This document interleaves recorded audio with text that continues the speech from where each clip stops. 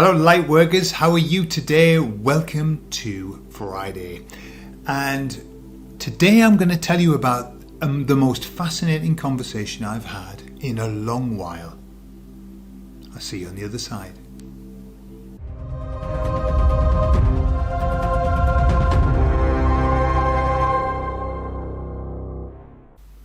So I typically meditate once a day. I don't meditate for a long time. And I meditate not in a professional way. I'm not a professional meditator. I just go into a place, because I'm accustomed to hypnosis. I've done hypnosis all of my life. I go into a place, into a trance type state, and I can access that very quickly now with self-hypnosis. I've done that for ages.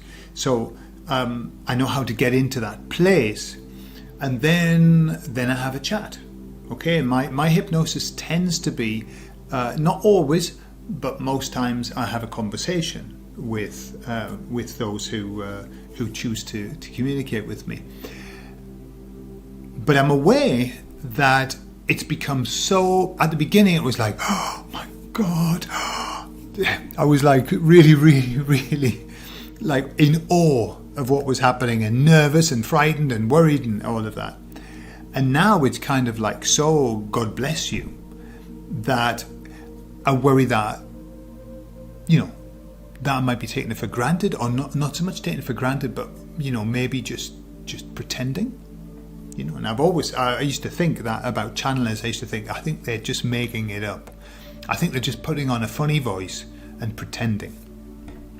So, the other night, it was an evening and I decided to meditate because I hadn't been able to meditate at the usual time. And instantly I went into a very, very deep meditation. It could have been the time, the hour, for whatever reason, I don't know. But I was aware that it was very deep, very quickly. Whenever I go into meditation, they drop my head forward, okay? Like this. And then I just do the usual. I say, hello emissaries, and they say, hello Gordon, right? That's what happens. That's how we start. And often they'll say, we are here with you, that kind of thing. And so I said to them, you know what?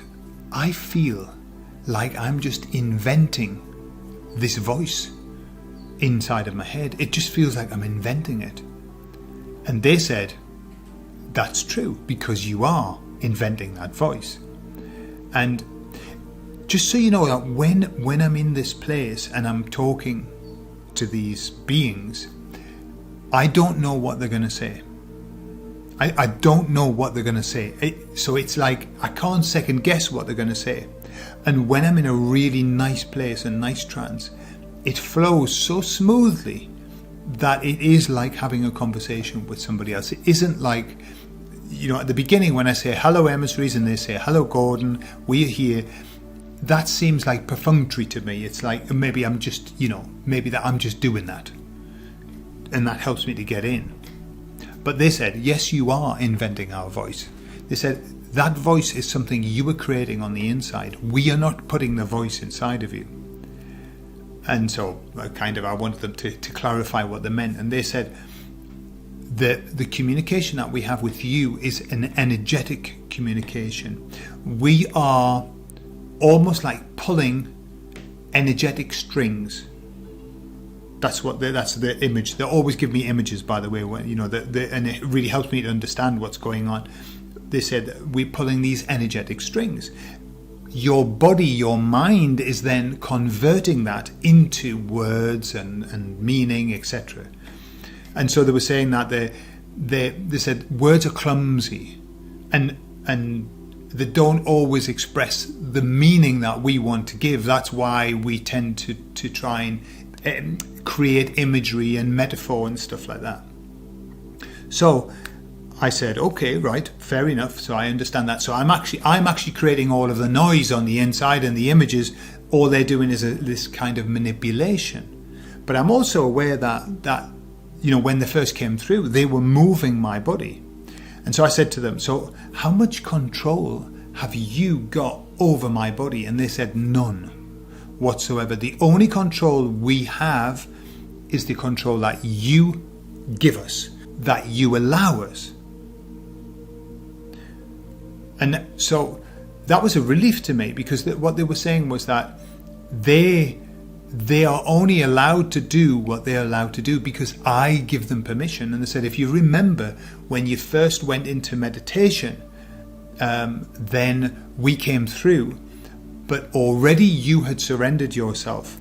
And many times when I was walking through the countryside, I remember just saying, show me what to do, use me, do whatever you have to do, show me, I surrender myself to you. Okay, so they said you had surrendered yourself, you came into meditation, and we were able to come through and start to move and manipulate because you allowed us. And they said, if you didn't want us to move your head, we wouldn't be able to move your head, or put thoughts in your mind or anything. Okay, so then, and this is the process of the conversation. I made notes because it was such a fascinating conversation. So I said to them, okay, right, so how did you know that it was the right time to come through on that particular meditation? If you remember the story, I'd been to an ayahuasca weekend. It had been extreme, and I'd been told that I had to meditate. And so I meditated, and they came through on the very first time that I meditated. And so I said to them, how did you know that that was the time to come through?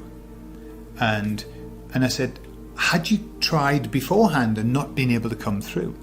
And they said, no, we hadn't tried at all. We came through then because that was the planned time to come through to you. And that's when because I've had this conversation before about, hang on a minute, who's driving this bus? Is this planned, or is it all random? Or if it is planned, do we have any choice? Is there any free will in this? And so I said, so how do you mean that you knew it was the time? And what they explained was, they said, we here on this earthly plane, we have linear time. And they said where they are, time doesn't work like that. There isn't linear time. They said we don't see time as a beginning and an end. They said, and these are their words. You take from it what you think they mean. But they said we see it as a block. Okay, and so they said we could see the block and the point at which we had to intervene. The point within the block. Okay. And so then that brought another question up to me, was, hang on a minute, right? If they can see the whole of my life as a block, and there's no time, has my life already been lived? And so that's why I said to them, I said, is my life, they said there's no linear time. Is my life already lived? Is it already done? And it's just been, I don't know, it's like a whole recording, and I'm just running through a recording or whatever. That's kind of what I had in my mind. Like, is this all done and dusted? And they said, no, you were living your life. And what they did was they showed me a block like this. And it was a block of, those, like almost like the kiddies used to have it, like a block, and you would run a little car, like a wooden block that had grooves in, and you would run the car, and the car would run like this along the block until it got to the top. That's what they showed me. And they said, your life is the block. It's all there laid out. You were the car. Or if you wanted the car or the little token that you push along. So they said that you are moving along a pre-planned, a pre-structured track. But you are actually living, you're moving. You're the one that's doing it. And so, no, you haven't lived all of your life. But the life is laid out as a block, and you're moving through it. And so I said, well, does that mean that I don't have any choice? And they said, oh, you've got loads of choice. You can go along the track the way that you're supposed to go. You can come off the track. You can go backwards. You can stop. You don't, just because the track is there, just because the path is there, doesn't mean that you necessarily have to follow that path. Basically, the path's there, but you can do what you like inside of the path. I think that's kind of what they're saying. So I said, so are there many people that don't get to the end, don't reach the finish line? And they said, many, many, many. They said, in fact, that is the whole point of us. Basically our life is designed for us to go and they said to run the curves, to go and run through this life. But we don't always get to the end. And so that's why we have to come back quite often and run the same track again, learn the same lessons. And obviously the curves and the swerves and everything, they're the lessons that we have to learn. And so I suppose the lucky ones are the ones who manage to get through the life and manage all of the curves and get to the finish line and actually have done the journey. And many of us don't, and we have to come back and do it all again to run that. I suppose each time that we come back, maybe we just know the curves a little bit better. We just know the pathway a little bit better. It becomes a little bit easier to manage, I suppose. Like you're building up your skill, aren't you? And then they finished by saying, then they showed me an obstacle course. And they said, just to make it absolutely clear, life is an obstacle course. The obstacle course, if you go to do an obstacle course, it's already laid out. There isn't anything different about the course. The course is there. What's different about it is that you bring the skills and the abilities to that course. And so you start to do it. And you have trouble, you try and climb up an obstacle and you can't manage, and you've got to take a run at it. You've got to come back and have another go. So what they were saying was that life is set out. And you know who it's set out by? Us. We set it out before we come here. We plan the track. We plan the obstacle course. We put the obstacles in our way. Can you believe it that we do it? And then we come down, we forget that we made the course, and then we have to run it. And so that's kind of what they were showing, was that yes, we do have control. In fact, if you think about it, take a step back, we have all the control. We have all of the control because we've designed the track before we came here, and then we run the track. So it's all of our doing. And this brings me to, just as a little sidebar, we can run through this life, we can go through this life thinking, why me? Why this? Why is this happening to me? And we can be a victim of life. We can wonder why it is that we have such a hard time. Why has it been so hard for us? What have we done to deserve this? Why is this so unfair? That's the victim. Now, you can be the victim or you can be the victor. Once you understand that you made the track, that you chose the car, and that you are running the track, you have the decisions. It's all of your doing. When you understand that, you can no longer be a victim. Now, if you look at the self-help, there was a wave in the 80s of self-help, and it was all about taking responsibility for your life. That is, whenever something happens to you in your life, you have two ways of looking at it. One is to say, poor me, why me? Why is God so cruel? Okay? Or the other one is, right, this is my responsibility, and therefore what am I going to do to put this right? What have I got to do to put this right? Now, what happens is, that's empowerment, by the way. That is absolute being the victor and not the victim. Victims have no energy. Victims do nothing in their life. Victims fall to the wayside like a victors are the ones who, despite everything, in the face of adversity, they carry on. Why? Because a victor knows that it's their responsibility. And so add to that the fact that you actually made all of these problems. You designed them so that you might learn. You designed them so that you actually were going to come out and be a better soul in the end when you hit the finish line. When you know that, no problem is a problem anymore. You know that reframe that they did, which was, this is not a problem, this is an opportunity. Yeah, we've got some really big opportunities coming up instead of saying problem.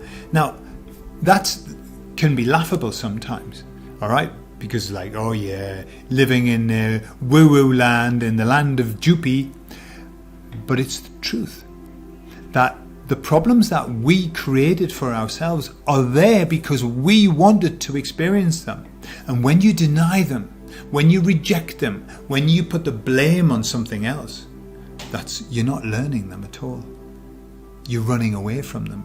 And remember, you can never run away from your own shadow. You can never run away from the monster that is chasing you in your dreams.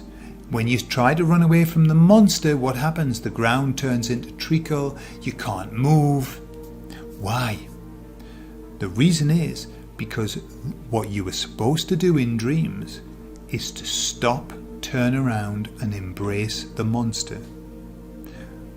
When you are running through life and you are faced with the monster, fighting the dragon in the hero's journey, you are not supposed to run from it.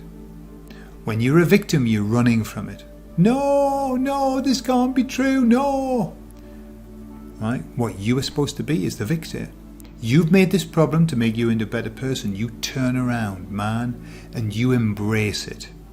And you know what happens? When you embrace the monster in your dreams, they turn into angels. And I know that because I've done it. And it's true. They turn into angels. Because the problems are there to help you. The problems that come in your life are divine because you made them whilst you were in the divine, whilst you were with the divine. They're there to teach. These are teachers. Okay? And so, that's all that we have to remember. Every problem, the issues that we've got now, do you really think that these are random issues and that we never chose them? Everything that we chose to be here. We chose to be here right now, and we chose our path so that we would be here right now at this moment, learning from these opportunities that are appearing. And that's all that there is to it.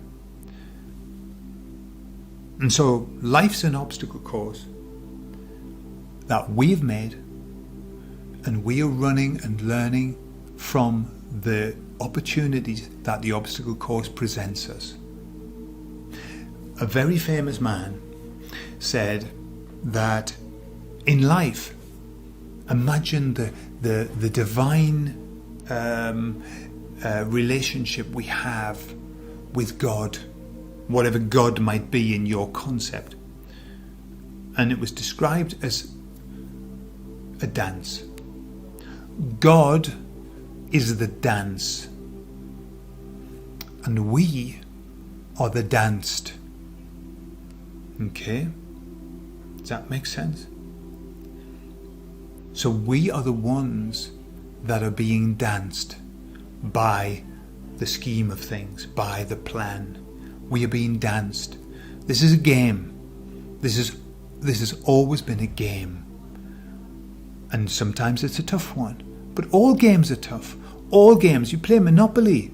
There are tough moments. You know, when you land on Mayfair and somebody's got three hotels on there, you're in trouble. This is tough. These are tough times. Sometimes you end up in jail. Yeah? But sometimes you pass go. And sometimes you land on community chest and they give you $500 or pounds or whatever it is, or euros.